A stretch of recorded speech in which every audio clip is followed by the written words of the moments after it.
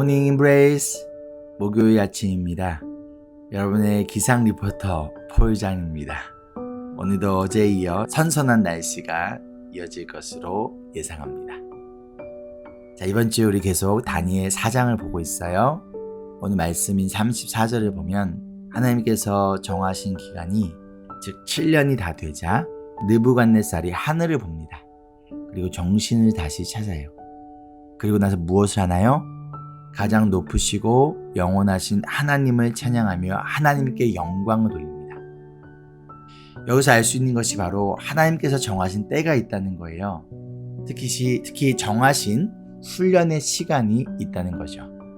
그것이 느부갓네살에게는 7년이었습니다. 아브라함에게는 25년이었고요. 야곱은 20년을 훈련받았습니다. 출애굽을 한 이스라엘 백성들은 광야에서 40년의 시간을 보냈습니다. 그렇다면 여러분의 시간은 얼마인가요? 우리는 그 시간이 얼마인지 알 수 없어요. 그렇다면 중요한 것은 그 시간이 얼마인가를 알려고 하기보다는 그 시간을 하나님께 맡기고 이 훈련의 시간을 우리가 어떻게 보낼 것인가, 이것이 중요하지 않을까요? 종종 어려움을 만났을 때 우리는 이 어려움이 하루라도 빨리 지나가게 해달라고 기도해요. 그래서 이 시간을 통해서 우리를 훈련시키고 변화시키고 성장시키려는 하나님의 진짜 목적에는 관심이 없어요. 이 시간을 통해 우리가 하나님의 백성으로서 예수님의 제자로서 우리를 회복시키고 성장시키실 것에 크게 관심을 가지지 않는다는 거예요. 그냥 이 어려운 상황에만 집중합니다. 그렇게 이 소중한 훈련의 시간을 낭비해 버립니다. 그렇게 고난의 시간이 끝나면 기뻐해요. 그리고 예전의 모습으로 다시 돌아갑니다.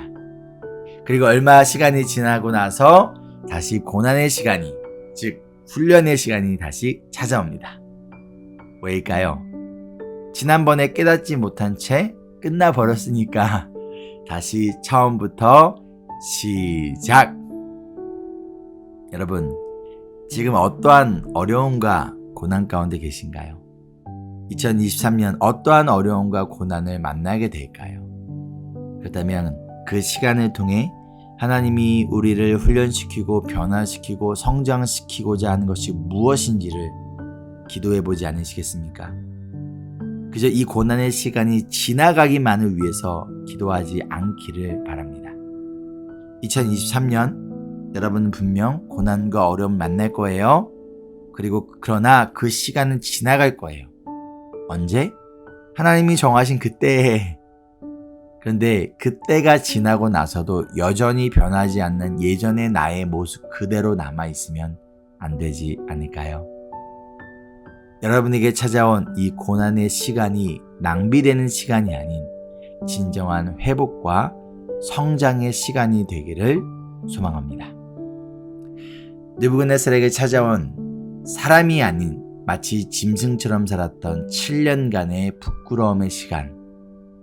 그러나 이 부끄러움은 그를 죽이는 부끄러움이 아니라 그를 살리는 부끄러움이었어요. 이 시간을 통해 그는 하나님이 어떠한 분이신지를 진정으로 깨달았고 하나님을 진정으로 높이는 자가 돼요. 그리고 하나님은 느부갓네살을 이전보다 더 큰 영예를 받게 하시고 왕의 자리를 다시 회복시켜 주십니다. 그리고 느부갓네살의 믿음의 고백으로 오늘 말씀은 끝이 납니다.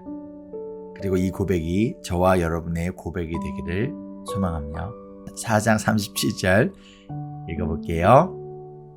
이제 나 느부갓네살은 하늘의 왕을 찬양하고 높이며 그분에게 영광을 돌리는 바이다. 과연 그가 하시는 일은 모두 참되며 그의 모든 길은 공의로우니 그는 교만한 일을 낮추신다. 아멘. 느부갓네살은 사람들이 자신을 어떻게 보든지 이제는 상관이 없습니다. 더 이상 부끄러움과 수치심을 느끼지 않아요. 오히려 자신의 부끄러움을 모든 백성들에게 자랑합니다. 왜일까요? 이 부끄러움이 그를 살렸기 때문이에요. 예수님도 마찬가지셨어요. 하늘 보자 버리고 이 땅에 오셔서 인간의 몸으로 천한 직업인 몫으로 지내셨어요. 그리고 가장 부끄러우고 수치스러운 십자가에서 죽으셨습니다. 그러나 이 부끄러움을 이길 수 있었던 이유는 바로 이 부끄러움이 저와 여러분을 살리는 부끄러움이었기 때문이에요. 여러분은 어떠한 부끄러운 상황에 계신가요? 그럼 우리 대신 부끄러움과 수치를 당하신 예수님을 바라보며 이렇게 기도해 보지 않으실래요?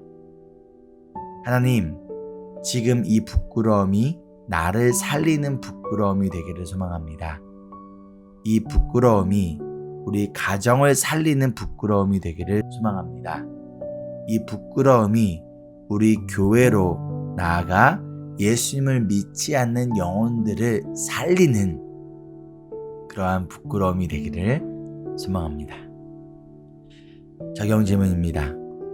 첫째, 다른 사람들에게 숨기고 싶은 또는 가장 피하고 싶은 여러분의 부끄러움은 무엇인가요? 그리고 그 이유는 무엇인가요?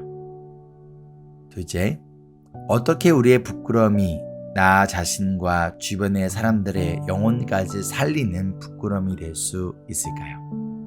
함께 기도할까요? 사랑의 주님, 남들에게 가리고 싶은 부끄러운 모습이 있습니다. 더 이상 부끄러움을 감추고 숨기는 것이 아니라 오히려 이 부끄러움을 자랑하기를 원합니다.